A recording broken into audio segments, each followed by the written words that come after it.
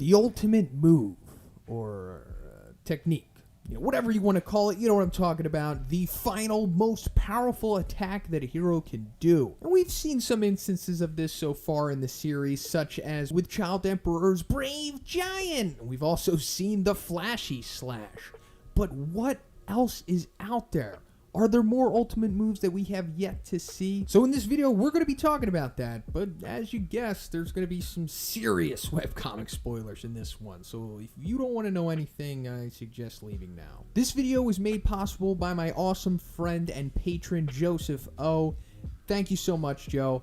So he pretty much wanted a prediction on the ultimate moves and how they're going to play into the manga. So let's get into it. So as I mentioned earlier, Flashy Flash has the Flashy Slash, which we saw on display in Chapter 96. And so far, this seems to be his ultimate move, unless we go back to his infamous sequence with Awakened Garou, where he uses a move yet revealed in the manga to be called the Lightspeed Fist, and this sends Flashy Flash into like centisecond land. I'm not going to be talking about math in this video because I'm stupid, but I'll just say this might be one of the fastest, if not the fastest feat of speed that we've seen from a hero outside of Saitama, of course, so far in this series. So I fully expect this sequence to go above and beyond that of the webcomic. I mean, it just follows suit with what the manga has been doing so far, meaning that he will be going faster than what is depicted in this panel. And your guess is as good as mine for whatever unit of time that they're going to be using. They could possibly even push it to literal light speed, as it's kind of teased on the cover page of 96. It's not exactly confirmed that Flashy Flash can move the literal speed of light, but this is battle manga after all, so prepare yourself to suspend your disbelief and just throw mathematics out of the window when this sequence winds up coming. Darkshine. It's really debatable what his ultimate move is. I'm going to assume it's maybe the Super Alloy Bazooka, since that gets the most emphasis. He also has the Super Alloy Butterfly, which is kind of shown, I suppose. And then, he does that tackle thing. But other than that, he doesn't really have a lot of named moves that get a lot of emphasis. So this, of course, is palmed by Pre-Woke Garou in the webcomic. So we really don't get to see the full extent of it, although it does create shockwaves simply from being caught. So maybe Darkshine will use something different so that he can fully put on display what he is capable of. Or maybe he just wrecks Pre-Woke Garou with a named move. Maybe his tackle gets named or something like that. But regardless, the power increase that Darkshine has received in the manga is incredible. And fully expect whatever he does to be like city level damage. Like one strike, I'm talking, could level a city borough, maybe even more than that. But also let us remember that they are underground, so whenever Darkshine decides to show what he is capable of, you can expect some serious damage comparable to the damage that Orochi did to Garou. I mean, even though Orochi wasn't trying to kill him still. They were underground and some serious damage was done. I mean, what we've seen from Goketsu on the surface, I think could be comparable to what Darkshine is going to do underground. Pig God. So he mentions during the war that he has some kind of thing that he could do that might be able to take down a god level threat. So we could see it in the manga for all we know, and what that could be is anyone's guess, but you can assure that it will be grand indeed once Murata gets his hands on it. So the popular theories, of course, are that Pig God burns his fat or something like that and becomes ripped and lean, like super fast, super strong, and muscular. Or he has some kind of blast that comes out of him. What we've seen from characters in Dragon Ball Z. I love those mouth beams, by the way. It's also possible he has some kind of black hole singularity-esque thing going on with him.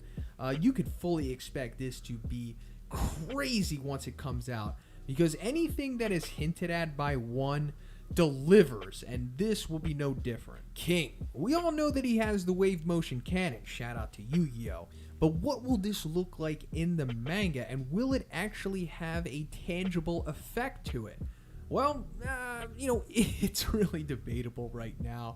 I mean, it's really how you feel about King. If you believe in his power, then for sure it will have a profound effect on you. But if you think he's a fraud, well, then it's just going to be another gag moment. although I think it kind of lands into a gray area. But when we do see Murata's version of this, it's going to be like, man, Gohan versus Cell level, like the Kamehameha struggle that we see between him. Man, I really can't wait to see this. What Murata has planned for it, it will be grand. I mean, just one's rendition of it alone is a pretty cool looking Kamehameha, and we get to see Golden and Black's crap pants faced expression that they give this thing. So, maybe it'll look different. Maybe it won't be like a tubular blast. Maybe it'll be like a Spirit Bomb-esque thing.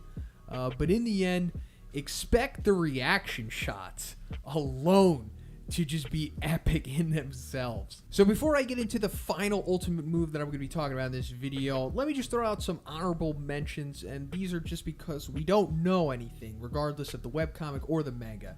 So Zombie Man. It's really up in the air if this guy has an ultimate move, since he is just a walking ultimate move for the most part with his Deadpool-like abilities. So what can he really do? Maybe he has some kind of special gun, maybe some kind of special axe. Those are certainly some possibilities for him. But other than that, I wouldn't really expect something grand and spectacular from him. And the same could be kind of said for a My Mask. We don't really ever see a super ultimate technique or anything named from him for the most part. This might change in the manga since everyone's gonna kind of get their day. So maybe he has some kind of like handsome punch or handsome blast. I don't know. The Japanese people are much better with attack names than I am. And Americans for the most part. I'll just put that out there. But, the big moment that we see from a My Mask is him revealing his regeneration ability, where he can attach the limbs if they're cleanly removed and survive a blast through the chest.